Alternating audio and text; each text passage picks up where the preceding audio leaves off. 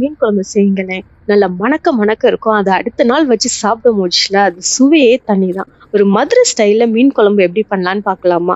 ஒரு மீனுக்கு நான் வந்து 3 வத்தல் கணக்கு எடுத்திருக்கிறேன். நான் இன்னைக்கு 2 பெரிய மீன் எடுத்திருக்கிறதுனால ஒரு 9 வத்தல் எடுத்துக்கிட்டேன். அதோட கொஞ்சம் சீரகம் ஆட் பண்ணி ட்ரையா நீங்க வந்து கிரைண்ட் பண்ணிக்கோங்க. கொஞ்சம் 1/4 கப் தேங்காவையும் ஆட் பண்ணி நல்லா மையா அரைச்சுக்கோங்க. நல்லா மையா அரைச்ச அந்த மசாலாவோட நம்ம கை நிறைய ஒரு சின்ன வெங்காயத்தையும் போட்டு நல்லா பல்ஸ் மோட்ல ஒரு 2 வாட்டி டிர் பண்ணி எடுத்துக்கிடலாம். இது எல்லாமே ஒரு கிளே பாட்ல நான் எடுத்திருக்கேன். அதுதான் மனமே மீன் குழம்பு ஒரு கிளே பாட்ல செய்ய மூச்சுல. அதோட கொஞ்சம் லெமன் சைஸ் புளியையும் கரைச்சி நம்ம ஊத்திக்கிடலாம்.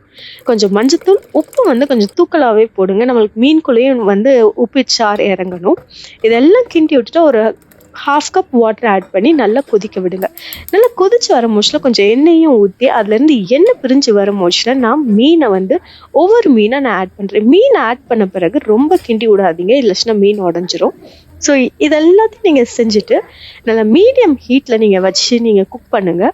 நல்லா எண்ணெய் பிரிஞ்சு வர மோச்சில் உங்களுடைய மீன் குழம்பு ரொம்ப சுவையாக ரெடி ஆயிரும். அதையும் அடுத்த நாள் வச்சு நீங்கள் இந்த சாப்பிட்டு பாருங்களேன், அது மனமே தனி தான். கண்டிப்பாக அதை செஞ்சு பார்த்துட்டு எப்படி இருந்துச்சுன்னு கீழே கமெண்ட் பண்ணுங்கள்.